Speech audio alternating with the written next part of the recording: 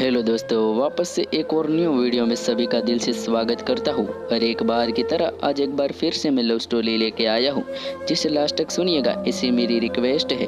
तो शुरू करते हैं। एक लड़की की शादी उसके बिना मर्जी के एक सीधे साधे लड़के से हो जाती है, जिस लड़के के घर में उसकी माँ के अलावा और कोई नहीं था। दहेज में लड़के को बहुत सारा सामान और पैसे मिले थे, लेकिन लड़की किसी और लड़के से बेहद प्यार करती थी। अब लड़की की शादी बिना मर्जी के तो हो ही गई थी और अब वह अपने ससुराल आ गई थी। तभी सुहाग रात के वक्त लड़का दूध लेकर कमरे में आता है और उस लड़की का यानी अपनी पत्नी के पास बैठ जाता है। तभी उसकी पत्नी गुस्से से अपने पति से कहती है, क्या तुम मुझे अकेला छोड़ सकते हो? उसकी ये बात सुनकर उसका पति बहुत दुखी होता है, लेकिन फिर भी वह खुशी खुशी ये कहता है, नहीं तुम आराम करो, मैं सिर्फ तुम्हारे लिए दूध लेकर आया था। यह कहकर वह कमरे से बाहर चला जाता है।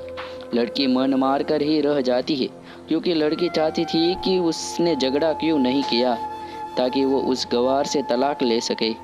अब लड़की को ससुराल में 3-4 दिन और हो गए थे, मगर वो बस पूरा दिन फ़ोन पर बॉयफ्रेंड से बात करती थी और उधर लड़के की माँ बिना शिकायत करे दिन भर घर का सारा काम करती थी।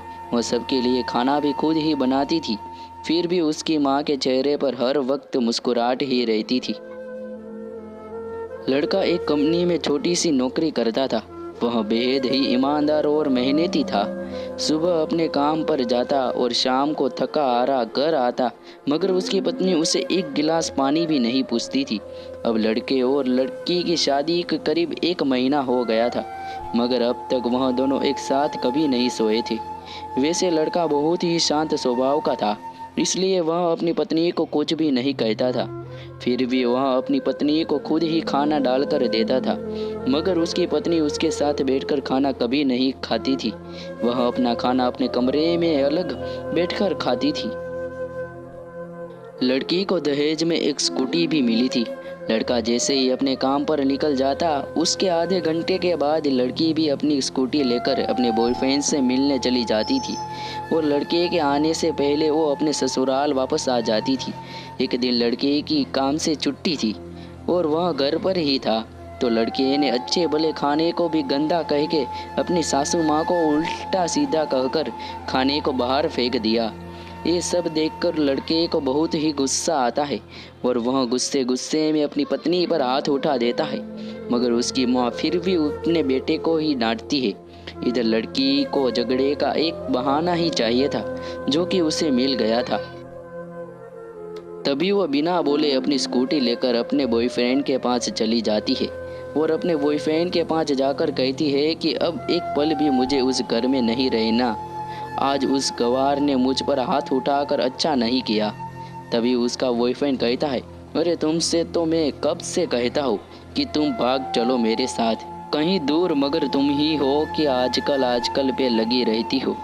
तब लड़की कहती है कि शादी के दिन मैं तुम्हारे पास आई थी तो तुम ही ने तो मुझे घर वापस लौटाया था। मुझे बॉयफ्रेंड ने कहा कि खाली हाथ हम दोनों कहाँ तक भागेंगे, तुम ही बोलो।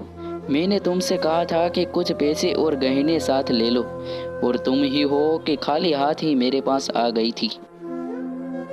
आखिर दूर एक नई जगह में ज़िंदगी की शुरुआत करने के लिए पैसे तो चाहिए ना।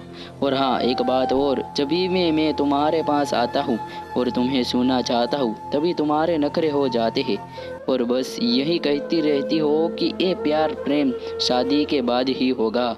तभी लड़की गुस्सा होकर कहती है, हाँ शादी के बाद ही अच्छा होता है ये सब। मैं तुम्हारी ही तो हूँ।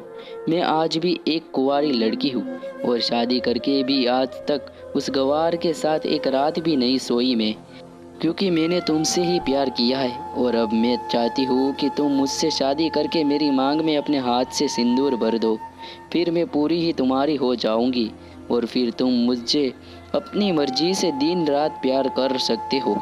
दोस्तों, ये कहानी का अभी पहला ही पार्ट है, दूसरा पार्ट लेके हम बहुत ही जल्द लौटेंगे। तो दोस्तों, वीडियो कैसी लगी कमेंट करके ज़रूर से बताइएगा।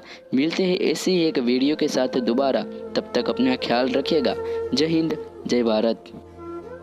दोस्तों, वीडियो पसंद आई हो तो लाइक का बटन जरूर से दबा देना, चैनल पे नहीं आए हो तो सब्सक्राइब जरूर कर देना, नोटिफिकेशन भी ऑन कर देना।